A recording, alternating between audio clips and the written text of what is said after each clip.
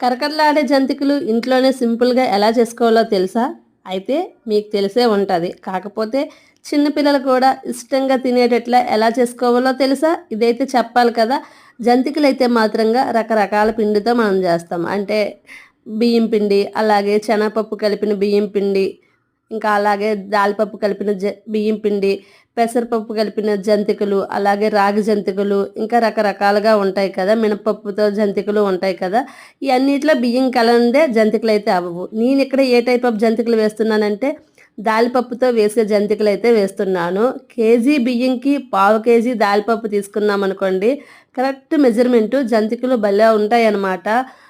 క్రంచీగా, భలేగా సూపర్ టేస్టీగా ఉంటాయి. కాకపోతే చిన్న పిల్లలు ఇష్టంగా పెద్దవాళ్ళు గూడా తినొచ్చనమాట. ఒక్కసారి ఈ విధంగా ట్రై చేసి పిండి పట్టించి చూడండి. ఇక్కడైతే నేనైతే జంతికలైతే వేస్తున్నాను. వీడియో నచ్చితే లైక్, షేర్, సబ్స్క్రైబ్ అబ్బా!